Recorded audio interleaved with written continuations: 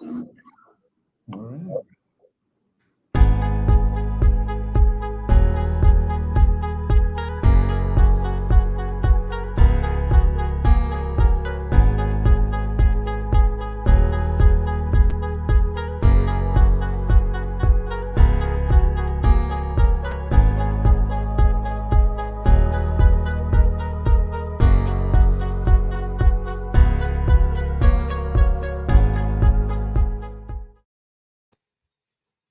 Hello, and welcome to another informative BlackDoctor.org Facebook Live. This evening is the first of a three-part series on sickle cell disease. The three-part series is designed to educate patients, caregivers, physicians, and insurance companies about the complexity of managing and living with sickle cell disease. And most importantly, to help stakeholders navigate a pathway towards a better understanding for care for their patients. This three-part series includes today's topic of sickle cell disease diagnosis, infant to adolescent education and care. Our guest tonight includes National Football League Super Bowl champion and MVP Santonio Holmes, who is the father of a son with sickle cell disease. And we also have somebody that is not a stranger to BlackDoctor.org, a sickle cell patient, wellness advocate, and author, Adrian Williams. Let me bring up our guests so we can get started here. Hello, Adrian, how are you? Let's see if we can bring up Santonio as well. Santonio, go ahead and turn your mic on. How are you doing this evening, gentlemen? Doing well. Happy to be with you. And thank you for hosting this wonderful, informative broadcast. So while Santonio is turning on his camera, let me ask you, Adrian, what steps, what should parents do as a first step when they're being, after receiving a diagnosis that their child has sickle cell disease? Well, I mean, it's pretty daunting news to hear that, especially when there's so much misinformation out there. So I would think the first thing any parent would do is sort of gather as much information as possible about the state of disease, disease management, and who are the best physicians in the area, children's hospital or otherwise, who can really take care of their child. You know, it's going to take a whole team effort to really provide this child a wonderful platform for a wonderful pathway to a wonderful life. But it's going to take an entire village to get that. You know, so it takes a lot of information and a lot of effort on of that whole care team to get this child from infancy to successful adulthood. So that would be the first thing I would do, with this: gather as much information and expertise as I could. So when I know it is typically, of course, it's diagnosed very early in a child's life.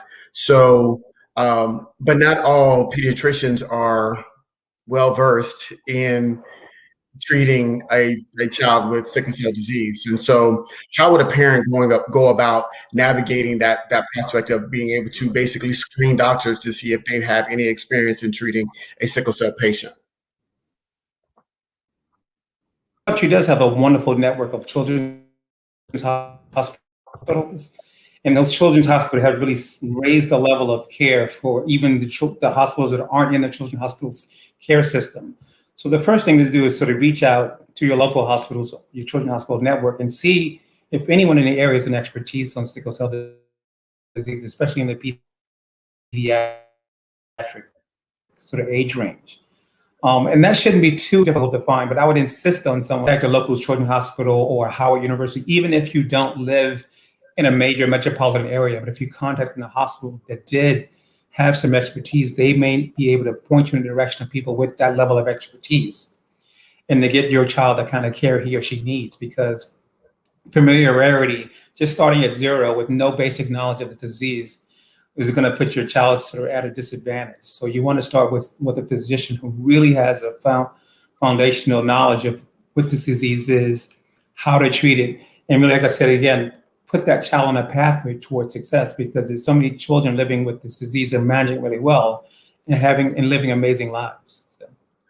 You know, so let's talk about the elephant in the room. Sickle cell is an African American disease, right? It is a Black disease. And there's only about 5% of Black doctors in the country of 330 plus million Americans. And so with Black Americans only being, 12 to 13% of that population, but that's still a large number of people to be covered by such few doctors. And so how much does health inequity, social determinants of health discrepancy, whatever you want whatever label you want to put on it, how much does that play a role in how sickle cell patients are treated by the medical community? It plays a significant role, a very, very significant role. And the more patients and caregivers and parents and that whole, like I said, care team and village understand and know about sickle cell disease, they can take that breadth of knowledge to their physician. So because there are a lot of African American families who are living well outside of metropolitan areas, who are sort of held hostage in these small towns or whatever, where they don't have that level of expertise. But thank goodness for the NIH and people like Howard University, Georgetown University, and Johns Hopkins Medical Center, and all these other health centers and programs. They have set together and put together protocols and procedures. So even if you do live out in the hinterlands and the smaller towns and countries of our country, there's still guidelines that have been written that must be adhered to in treating of sickle cell patients. So there's really no excuse that if you do live in a small town that someone's going to go, oh my God, I've never seen this. What do we do? No, the NIH has written guidelines, Howard University has written guidelines, Johns Hopkins has written guidelines, and those guidelines, patients and that care team can take those guidelines to their physician, say, hey, even if you're not knowledgeable, here's where we start. Here's what it is, and here's where we start. So you almost have to act as physician in the event where your town doesn't have that sort of base level of knowledge. Well, we talk about that here a lot, and when we're talking about other diseases and we're talking about other illnesses and other ailments, and about being your own health advocate, right? And we talk about that, and it sounds good, but in this particular case, it is vitally important, especially if you're not in a major metropolitan area where there are more culturally competent or doctors that have a history of dealing with patients with sickle cell. So you really do have to do your own research. You have to be your own advocate. And sometimes you have to educate your doctor, which sounds a little bit counterintuitive. You feel like your medical provider should know what they're doing and what they're talking about when it comes to all diseases. But again, this is a Black disease. And do you know how many people are diagnosed with sickle cell in the nation right now? I don't know. I think we are the same population size as people who suffer from hemophilia. Okay. So if you think about disease comparative analysis, where one population versus another population, so we've always compared ourselves to that same population of people with hemophilia. But we get maybe the 10th of the funding and attention that that disease gets, because again, we're an African American community, and many of us are from smaller towns and lesser means and lesser education. So our government funding and research and development for our disease is a 10th of what's being treated in the hemophilia community. Meanwhile, we're basically the same size in population. So the disparities just exist all throughout the care cycle. It looks like we may have Santonio here. Let me see if I can bring him up. All right. Good evening. Good evening. You're on mute right now, Santonio. So how are you doing this evening? I don't know if can you hear us. We can. Yeah, there you go. How are you doing this evening, sir? Won't complain. All is well. Can you hear me clear? We got you. Thank you for joining us. So I want to kind of backtrack a little bit and get you to tell your story, how you ended up here on Black Doctor talking about sickle cell.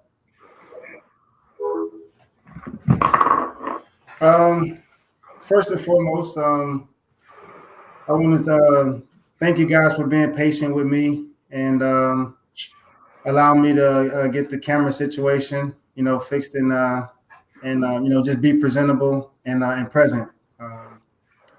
No worries. Being a father and being Black, being uneducated, unaware,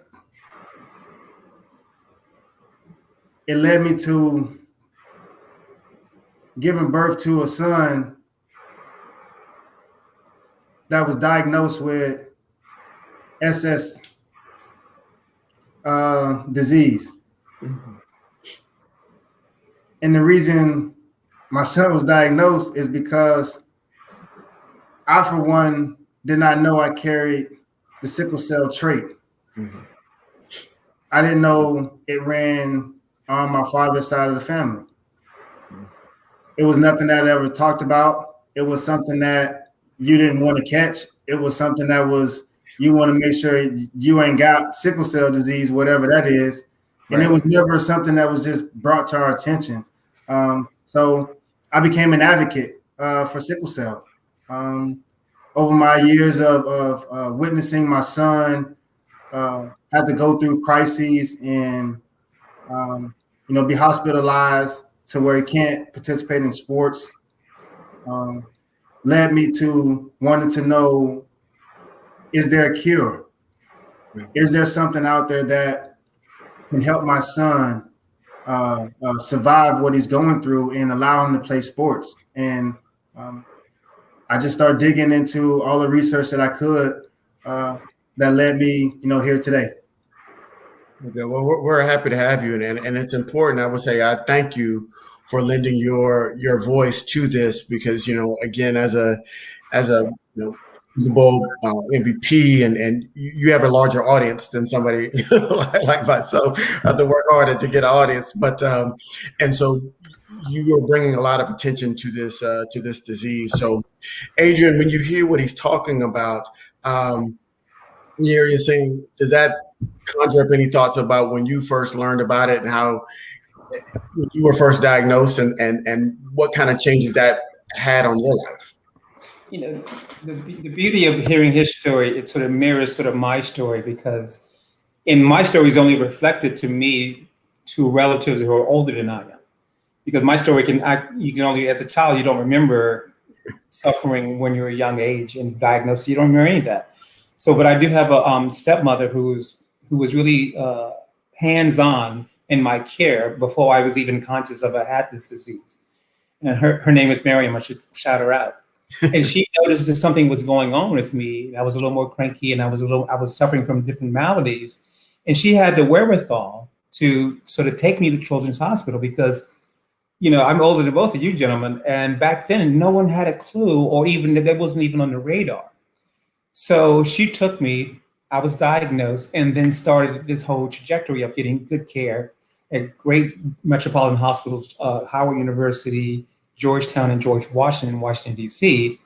But thank God someone noticed something that was a little off. Like by the time Santonio Holmes has a son, that's on the radar. So they're going to already maybe diagnose him earlier than they would have me and start him on a treatment plan or put together a care team. So yeah, it rings really well to me, especially when I hear these stories sort of reflected to me from relatives, and I go, oh my God. And the fact that had someone not stepped up in my case and noticed something and thought something was a little odd or off, I may not even have been here today. So. Well, absolutely, absolutely. So, Santonio, it's when you learned the diagnosis, how quickly and how much have you learned? How much did you have to learn about sickle cell, going from just being having the trait to now having a child diagnosed with sickle cell? You're on mute. Sorry. It kind of took me a while to actually dig into wanting to learn.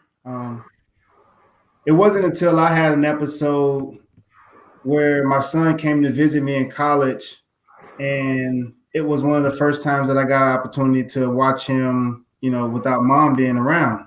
Mm. And it was one of the most scariest experiences that I had in my life, as being a father, and having to witness him in excruciating pain and moaning and frustration for hours, nonstop, and not knowing, what's wrong. Food doesn't help. Water doesn't help. Rocking him doesn't help. Taking him for a walk, playing with him, putting him in the bathtub, nothing works. And it's the constant, not knowing.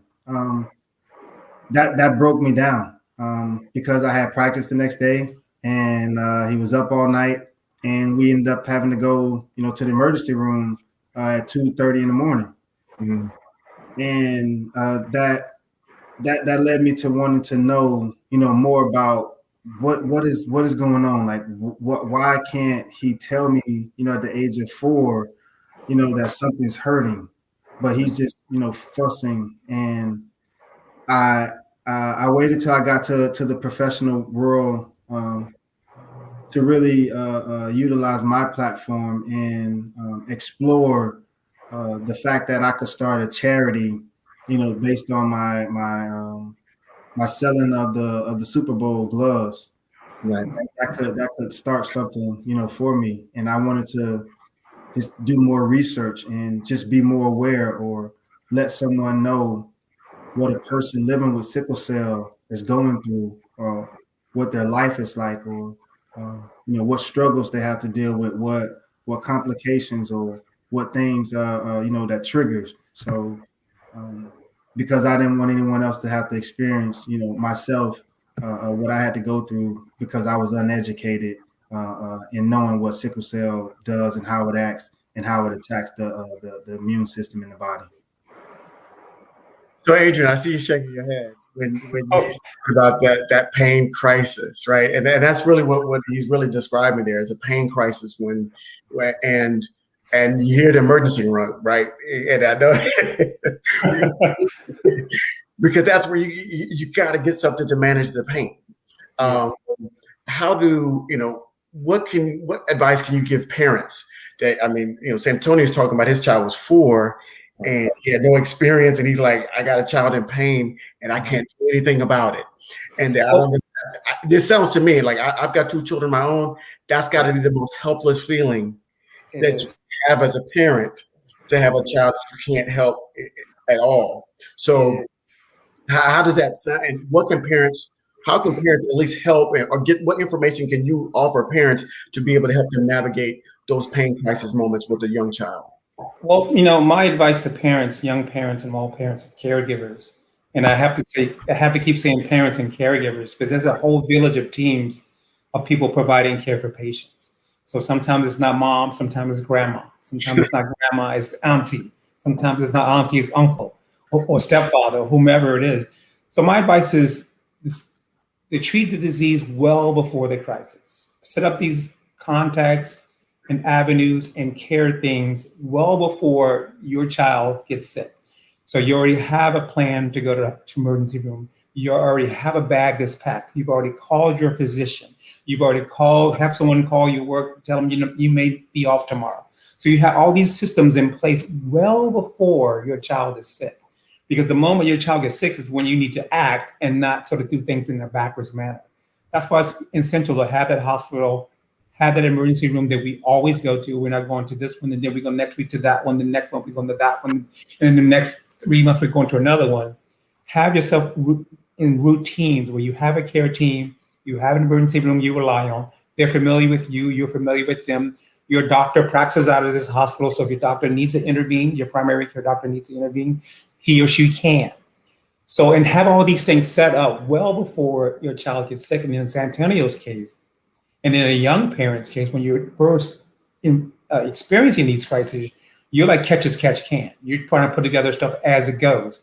But once you get well into this thing and develop a regimen and a team and a sort of a checklist, if you will, you go, okay, my son's not feeling well. He has a fever and he's not feeling well for like an hour and a half. It's time to make a decision. We're going to go to the emergency room. My aunt's going to take him. We go to the same emergency every 2 months. I've already called the doctor. The doctor's well aware. I already called the emergency room. The emergency knows we're coming. You have all these systems in place, which alleviates a lot of the stress from the parents and the patient. Because now we just kicked into this routine where we do all the time, as opposed to, oh my God, it's been 6 hours. My child's not getting any better. No one's answering the phone. We don't have a ride to the emergency room. And then everything just kind of goes crazy. So that's what the young parents and the people who are experienced. But once you have this diagnosis, it's time to put together that team, time to put together that checklist, time to put together that bag with the clothes in it. And we're ready, like when you're expecting a child. You don't go, we're just going to have whatever. You're like, no. When you get that pain, when the water breaks, We got a plan. we already rehearsed the plan. We've even timed how long it's going to take us to get to the hospital. We have a plan. And the same thing should be with patients with sickle cell. You have a plan, you have a care team, you have a checklist, and that just relieves the patient's stress and it relieves the parent's stress. And it also relieves the stress in the emergency room, because now you've taken your child to the emergency inside of an hour and a half of a crisis, as opposed to 6 to 7 hours into a crisis. Now that patient's going to be easier to treat. The pain level is not going to be as high. And then you may maybe come home with your child in a couple of hours, as opposed to being with your child in the emergency room for a week. So those are the differences between prepared and unprepared. And what I want to do is really educate patients and care teams and providers and that whole village to be prepared for that crisis well before the crisis sets in. Right. Well, if you're just joining us, we are talking to Santonio Holmes, Super Bowl MVP, and we're also talking to Adrian Williams. He is a sickle cell patient as well as a health advocate about sickle cell. And we're trying to give parents the tools. And this is the first part in a 3-part series supporting Santonio's foundation, the third and long. Is it third and third and long foundation that he's raising money to help educate parents about how basically to build that plan. And so we're going to really give parents the tools that they need along these seminars so they can build that plan, so they don't have to drop everything in the middle of a crisis that can get out of control. So I saw you shaking your head with what Adrian was talking. Is that what you all eventually had to do, is kind of develop a good plan how to manage crisis when your son was once you started having a crisis? Absolutely. And I can't speak from the everyday experience that my son's mom went through in having to deal with him at home more often than I did, because I was out in college or I was out in in the pros playing ball. That I got to experience those moments very, very often. And it was the phone calls that scared me, because I didn't know when I was going to get those phone calls. But the organization, my university, my coaches, the staff, they all knew that that at a drop of a dime, that this would be a moment that I could have to leave school, or that I would have to leave work, as a professional. And that was a part of that planning, that process ahead, and putting those things in place to know that these things are going to happen, and you have to be ready, and you can't panic in the situation. You have to understand that if you're already in place, like Adrian alluded to, that the things are going to go a lot smoother. You make the phone call to your doctors ahead of time. When you're going to these seminars that they're talking about how you can better educate yourself and prepare for these situations. Don't just go in there to listen to someone speak. Go in there to be prepared, to plan for your life, because these are life and death, dire situations that you yourself, may lose conscious and not just, be in your right mindset to react to a situation, when your kid goes into a crisis, because you're not prepared and you're not planning for it, because you sat there in that meeting and you just thought it was blah, blah. You've heard it a million times. Right.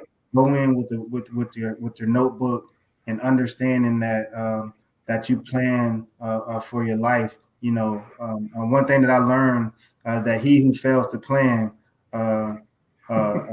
he who fails to plan plans to fail. Right. Absolutely. I took real, heed to that responsibility, that if I planned ahead, that if I'm since I had this kid that's born with sickle cell disease, that I have to be 100% committed to being a professional football player. And that's learning how to do the right things in high school. When my son was born, when I was 17 years old, to 4 years of college, to having to juggle being a father, going to school, getting my education, and being a professional, a student athlete,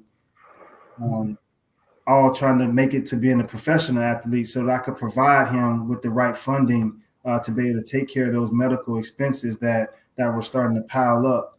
during our young time. So I was planning ahead in that aspect that I was going to be well prepared for if something happened with him, that the NFL, will be there to take care of me because I'm going to work as hard as I can to get to where I need to be so that I can take care of all of his needs. Absolutely, absolutely. So, Adrian, it seems like something. What he's saying is like it's triggered. But I want to ask a question for those that are watching. First, and I know you have something you want to say, but I want to first really kind of get people to understand because we've used the word crisis a couple of times. Can you kind of help people give an understanding of what that means when a patient is in crisis? Well, talking about the physicality of it, it's normal red blood cells are sort of round in shape, and they travel throughout the blood vessels comfortably and carry oxygen and back and forth. When a patient is in crisis, that round cyclical blood cell is now shaped like sort of a banana instead of a circle, which causes more clogging, and it won't travel through the blood vessels comfortably. And now they get stuck and get sticky, and they stick in places, and where they stick and clump together, that causes a pain crisis and pain. So that can occur either in your extremities, your arms, your shoulders, your hips, or your legs. And that can even lead to a stroke, because if you just think about the interruption of blood flow, can lead to an aneurysm, can lead to a stroke, can lead to a heart attack, can lead to death. So it's pretty serious that we address a crisis pretty quickly, but that's how the physical manifestation is a crisis. It's just when that blood flow is interrupted through the changing of the shape of a blood cell, and now it's sticking through these vessels as opposed to moving freely through and taking oxygen. So not only are you depriving the body or that vessel of oxygen, you're interrupting that normal blood flow. And just imagine that in any situation, when someone put a tourniquet on your arm and left it on there for 12 hours, the lower part of your arm would begin to hurt because it wouldn't be getting oxygen flow. I took some notes, and I'm not sure if anybody that's out there that are advocates for sickle cell or just interested in learning some history on it. Here's a book. I'm not promoting anything. Right. This is probably one of the greatest books written about sickle cell and about how you can become an advocate or you can be prepared as a parent or in any situation. And I took a little bit of notes from this book, and it talks about what it required of a parent. It says, first, you become a student. You get to know preventative techniques on how to get medical help when it is needed. I thought that was one of the things that just stood out so vivid that that was who I became. I became an advocate right away to find out where do we got to get the most help. So I surrounded ourselves. Mom ended up moving to Atlanta because in the hometown which we grew up in, Belglade, Florida, the resources were very scarce to where the doctors there didn't know how to treat a patient with sickle cell. So therefore, it was overlooked on how the treatment plan went. So when she moved to the Atlanta area, we found out that the Children's Hospital was going to be one of the greatest places that was a resource. And I thank God for allowing me the ability to make it to the NFL to be able to provide for that change of location, to be able to provide for the proper resources, for our son. And secondly, it says, accept increased financial time commitment. Be required to deal with your child with the disease. And that was what that was the commitment that I knew that I had to put forth, because this was something that wasn't going to go away. It wasn't going to be something that's going to be, walk away and be cured the next day. Right. The third thing it says is encourage your child's growth and independence without becoming overprotective. That's a big one. Yeah. That's a big one. Adrian and I talked about that the other day. Go ahead. And finally, just give them enough attention. Give them enough attention. and don't take away enough attention from your other child. If there's another child that you have in your family that does not have sickle cell, don't dedicate too much time. Be the parent that is willing to dedicate and commit to splitting both with equal. If you're sad over here with one child because they're dealing with sickle cell and they're in these crises all the time and you don't know what to help, be cheerful that you have one that could get those spirits up so that you can be confident enough to go out and find the right resources. Because the more you stand there and you sob in your pity and feeling sorry for your child and the situation that you're in, you're robbing the life of both of those kids.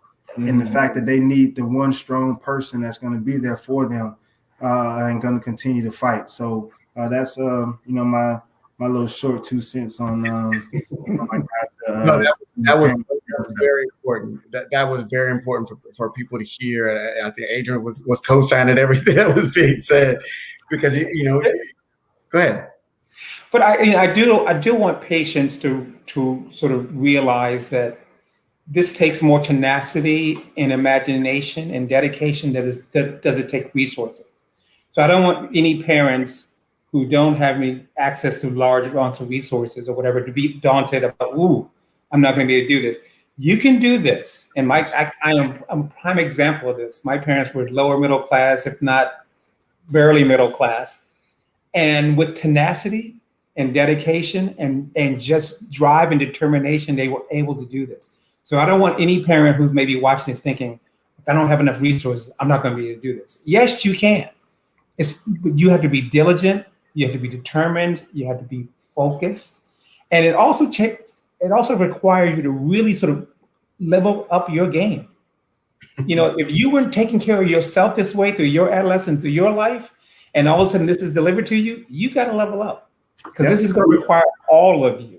You know exactly what require all of it, and it's going to make you a better you for you too.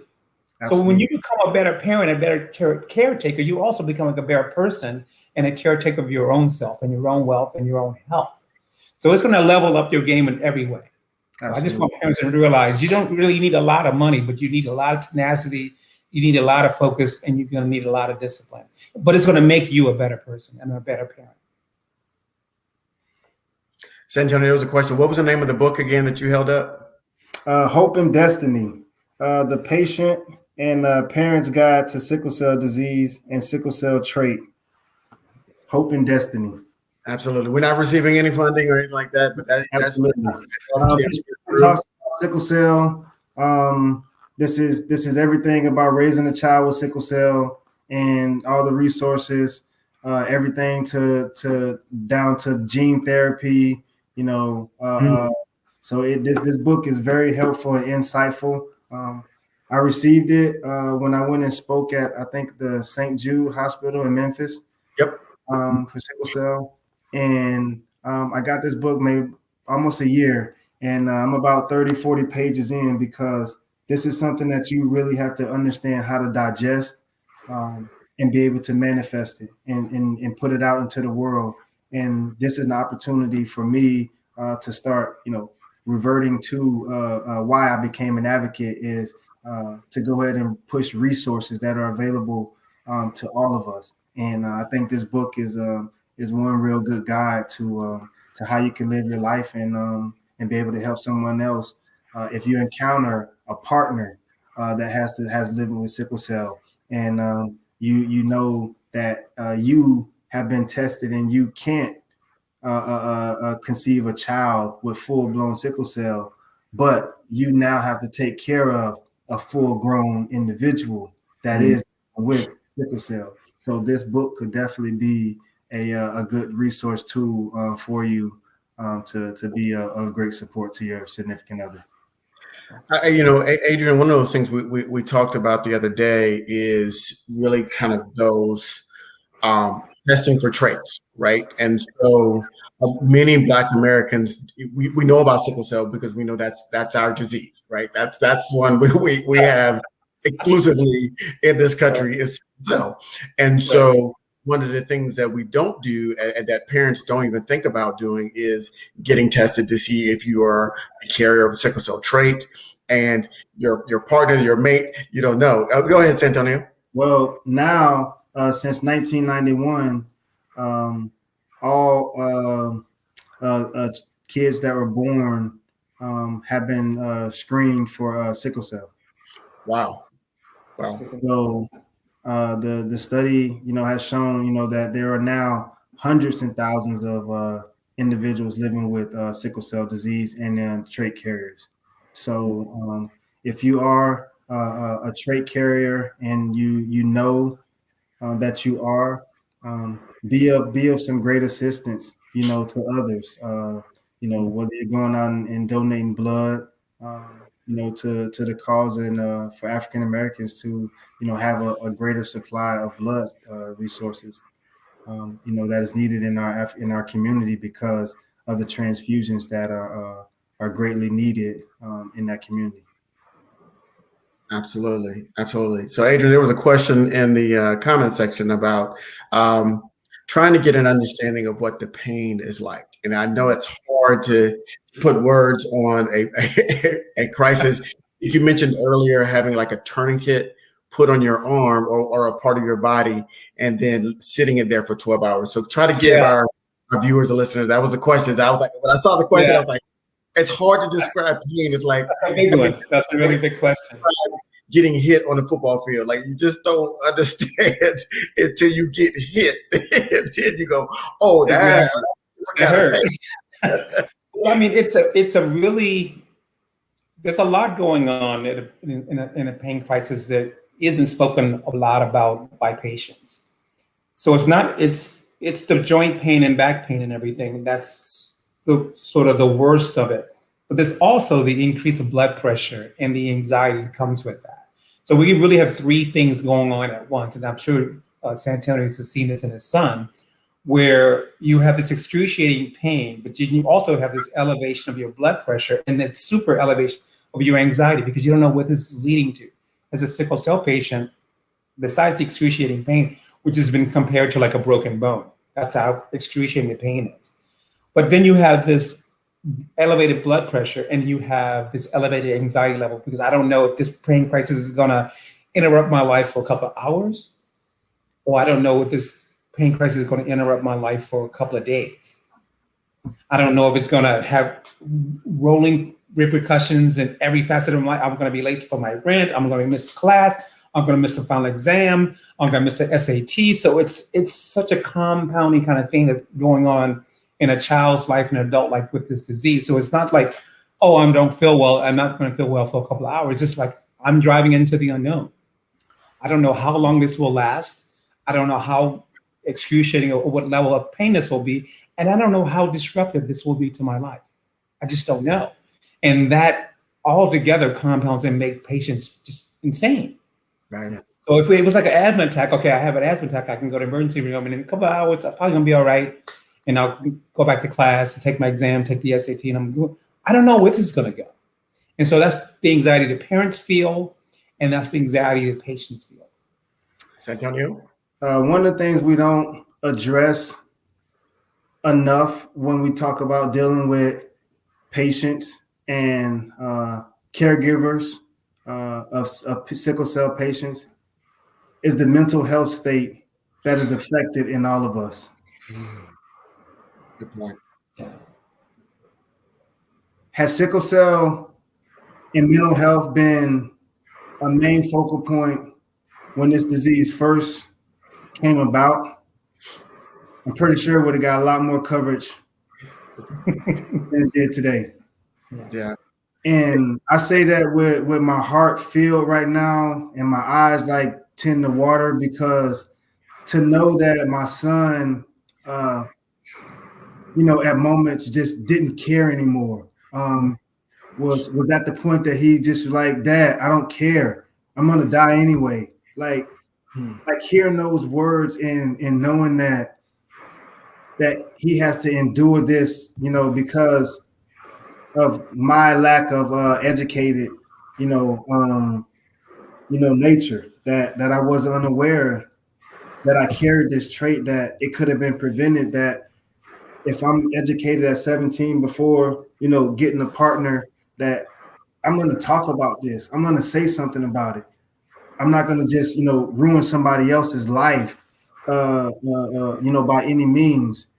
And for young parents out there, if you are, like I said before, make sure you tell your partner, make sure you let them know, because the mental health state in which an individual has to dealing with sickle cell, man, it can be life-threatening itself. And we don't understand, what extremities that our kids will go to even want to just take themselves out of the world, or just not have to deal with their problems anymore, or knowing that they got their parents, fighting for that issue, for them, and nobody still cares. But if we put mental health on top of that and see how it really affects our kids, that they don't want to go to school, they don't care about getting educated, they don't care about getting jobs after they're done with high school. Sometimes they just don't even care they go to school anymore. They just stay at home. So there's so many issues that we can tackle, and this is why we need funding to do greater research and to find a cure for sickle cell. This is why we need more advocates to step up to the plate together. We need to bring to attention that at the world's biggest event places, that here is some of the most prominent individuals in the world that are dealing with some disease that is very rare and genetically passed on, that I can't get rid of this. Right. And that platform is there for us to be a part of, such as building together something special for individuals with sickle cell at the Super Bowl, because African American, it is played in the Black History Month in February. So why can't it get more coverage during that time? That an African American became the Super Bowl MVP during Black History Month, that he's fighting for a cause because he's lost relatives in the struggle, that could have probably been in the National Football League before me, could have played in the WNBA, could have been in the tennis world, could have played golf before I did, but maybe lost their lives because they're dealing with something that is not attentive at all in the world of sports, and gaining focus and attraction to bringing this thing to a halt. There's so many entertainers in the world that fight for this cause, but why aren't all the big entertainers coming together on the world stage to put these causes together? We're supporting other people in their cause, but we're not putting our cause at the forefront of utilizing our platforms. And I think the blackdoctors.org for this opportunity to represent the Third and Long Foundation, and becoming an advocate for sickle cell has allowed myself and our brand and our foundation to be awarded on October 9th every year from this day forward in the city of Pittsburgh. It is awarded the Santonio Holmes Third and Long Foundation Awareness Day. Wow. So to know that being an advocate and pushing something and getting support and people behind you, it just goes to show that we have to do this more together, and raising awareness and making announcements and letting people know that we need help is not a bad thing at all, because our kids are dealing with these mental health issues, our families, our wives, our husbands, our moms, our sisters, our brothers, and our friends. So help us bring together this community and bridge together, the entire community of sickle cell, and let's make a national push together to get this voice out, because enough is enough. And I think during the Black History Month, this should be a time that we feature more Black history all the time.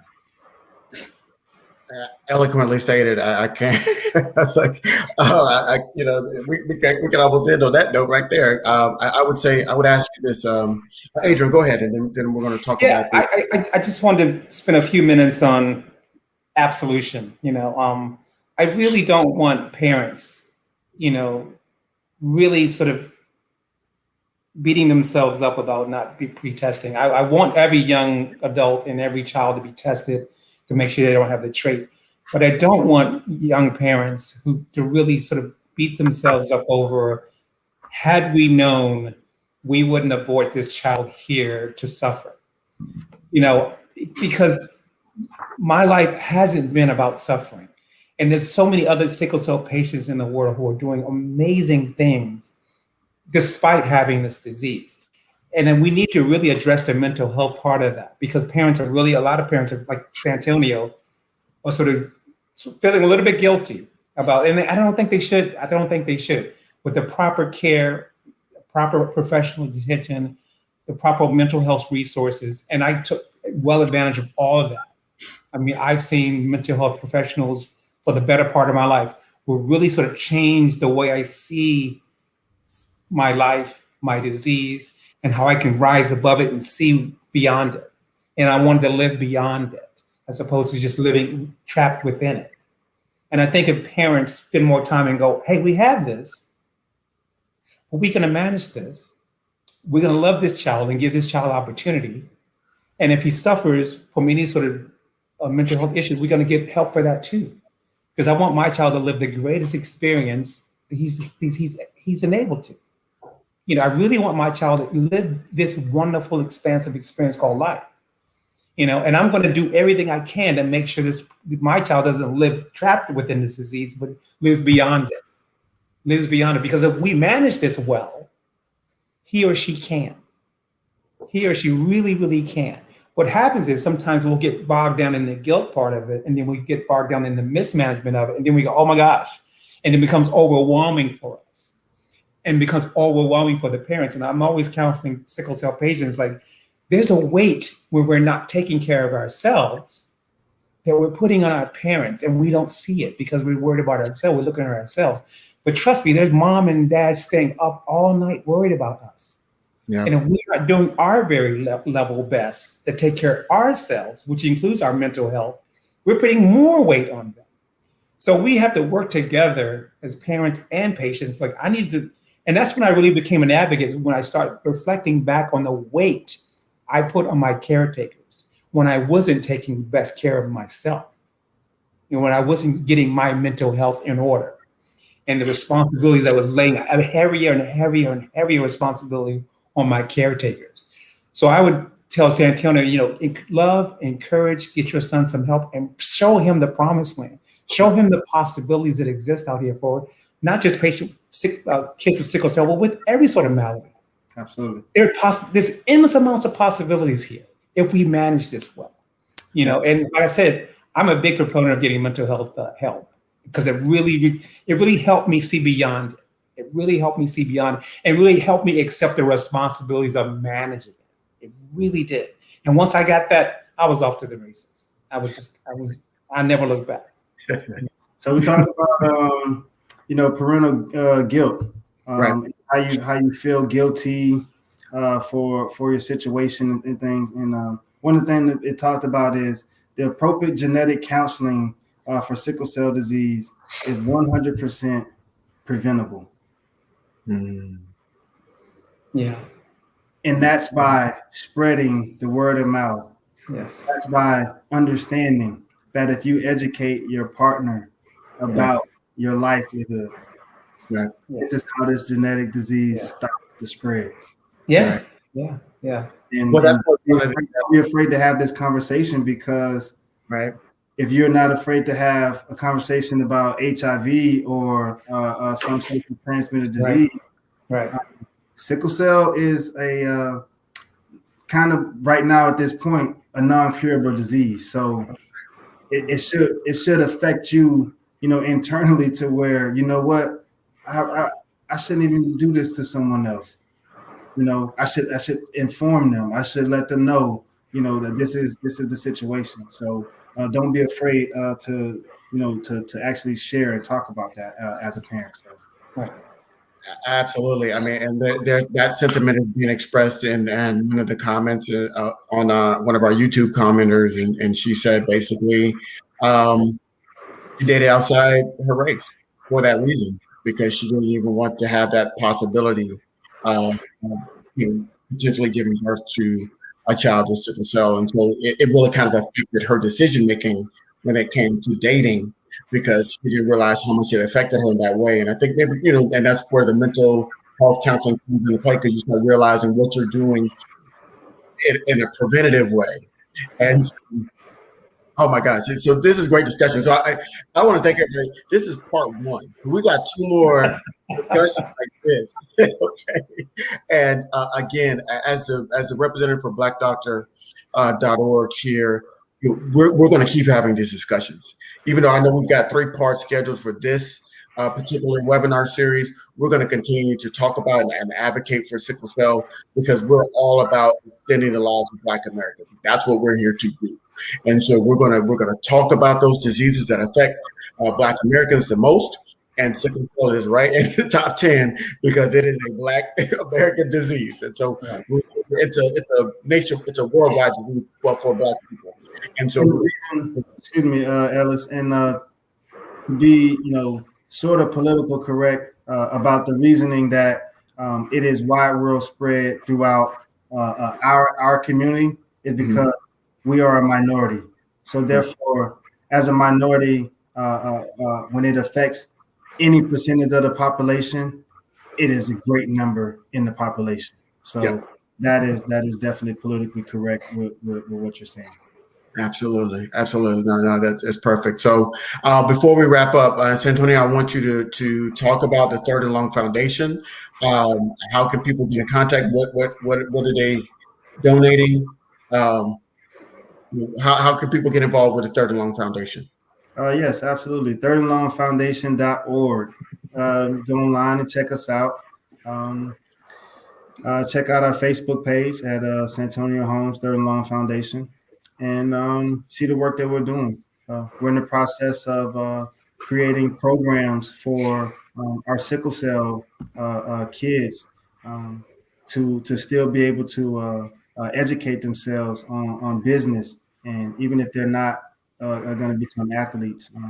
We raise funds for PP&E for hospitals such as Ohio State, UPMC in Pittsburgh, and we're trying to bridge the community together and allow our sickle cell kids to have longevity throughout their life once they reach that adulthood and that transition from their parents' care and having under that medical insurance and being able to plan for their future. Right. That's what the Third and Long Foundation is geared toward.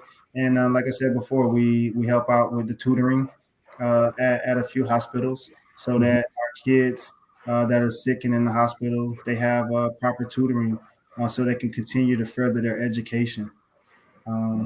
So if you want to support and donate to our foundation, there's a donation page on thirdandlongfoundation.org, and help us continue to do great things because together we are greater than. Absolutely. And Christina, thank you for putting it in the comment section. So if you're watching us right now, look in the comment section. There's the link to the Third and Long Foundation. You can donate right now. All of that money is going to go towards either education, supporting a family, getting them the resources that they need to be able to battle and continue to live. And I think that's an important concept is that, we're talking about helping people live with sickle cell and have productive lives, have lives that's just as full and rich as somebody that doesn't live with sickle cell. But they're going to need support, and the Third Long Foundation helps those families, help those individuals get the support that they need. And so please continue to go and donate. Help Santonio grow his Third Long Foundation. We're here for it. Well, I'm all for it. So I'm like, I'm right there with you. So I'm about to go down and tell my wife we need to cut another check. Thank you. This platform is tremendous. I think it's a great thing what you guys doing here at blackdoctor.org and recognizing individuals that are continuing to further educate individuals in the Black community. But more importantly, help in issues that are not transparent, throughout our world. Not everybody's getting the same type of care in our world. So, being able to highlight, what's going on in our sickle cell community, this is just a testament to how much work we have to go. And thank you for giving us this opportunity. No problem. No problem. We love it. I'm looking forward to part two. Adrian, I know, Adrian, you've been an advocate for a long time. You've been a public speaker, you go seminars. So tell people how they can get in contact with you if they need you to come in and kind of help them to give seminars to parents in person or on Zoom, however we're doing it nowadays. But how can people get in contact with you? Yeah, thank you. Thank you. I've been a dedicated advocate for the last 10 odd years. You guys can reach me at the Wellness Revolution Now. That's a blog I write monthly about how we can keep ourselves well, and basically dedicated to elevate the health and welfare of our culture.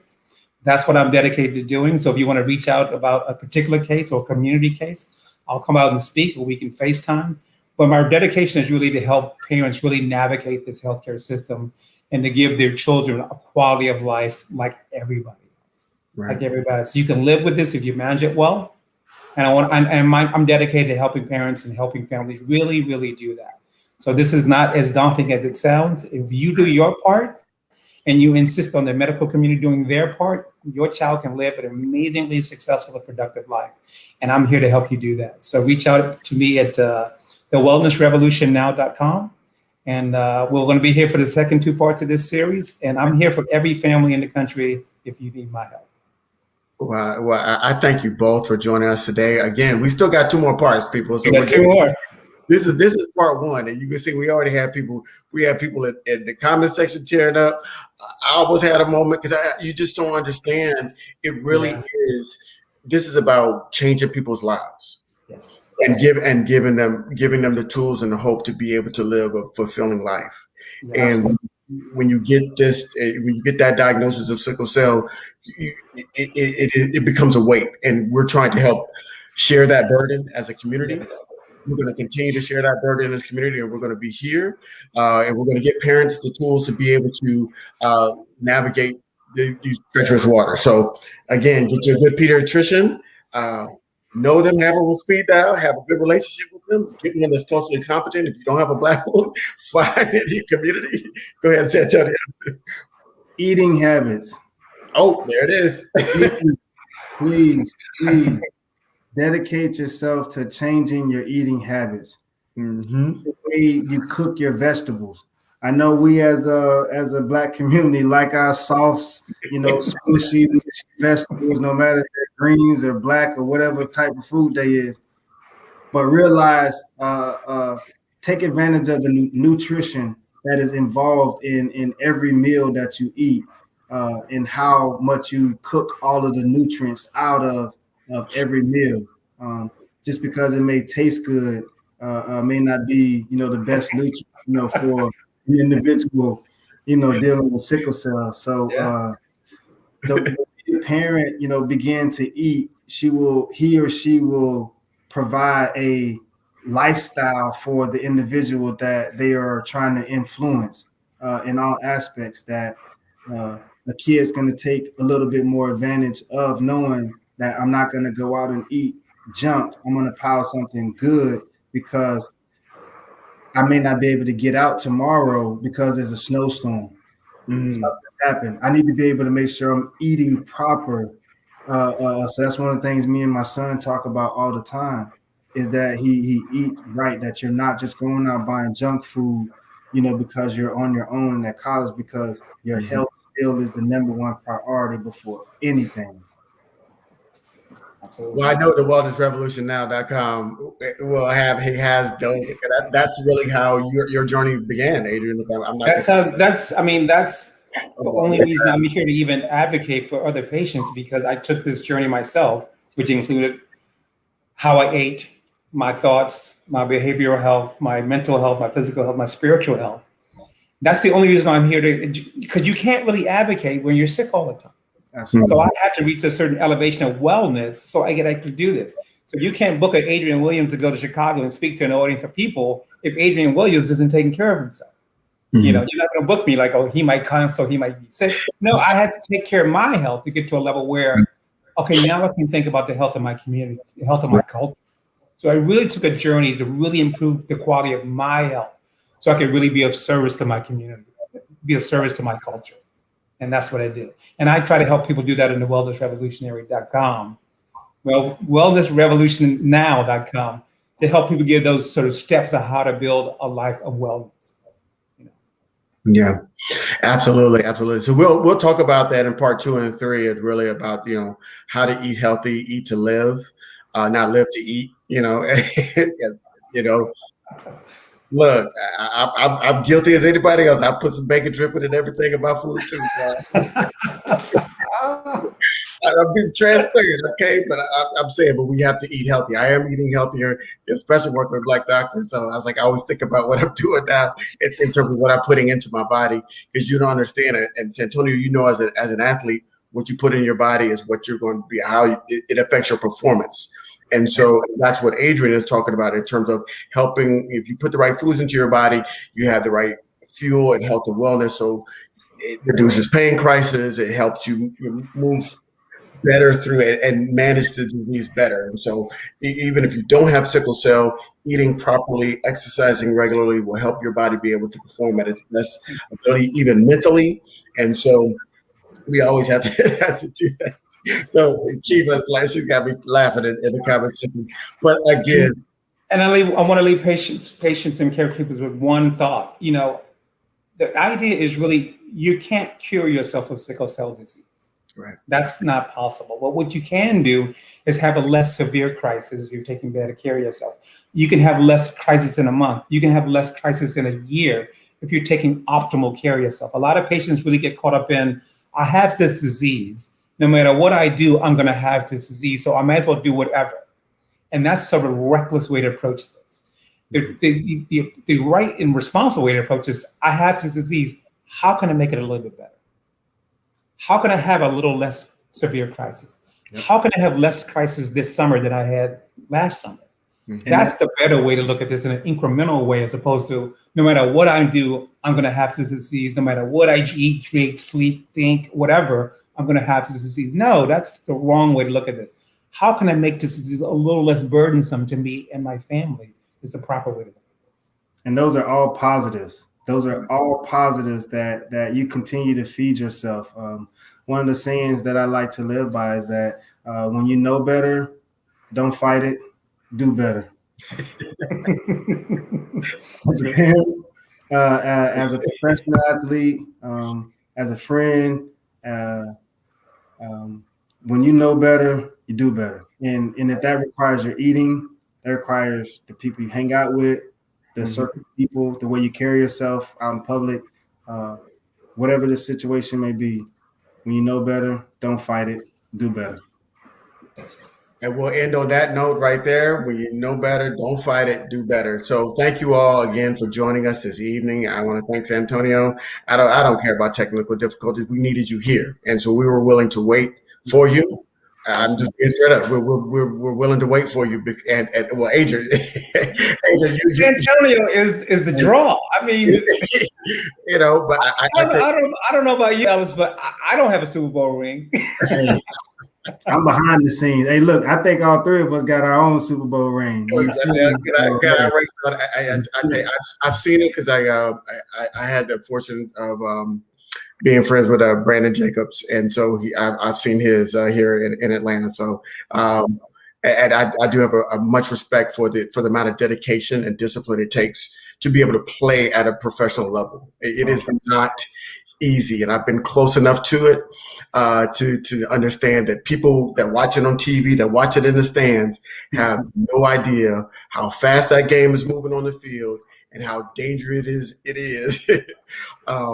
And I coach my son, and he plays, and so it's definitely it's a sport that I think people don't really have a real understanding and give it enough respect for what the men put themselves through, not only to be prepared to play, but the danger that is on that field on every single play. Not just to play at that level. To play at that level, right? We can all play at that level. To go to the Super Bowl and be the MVP? And be the MVP of that game, right? Come on. Just mental.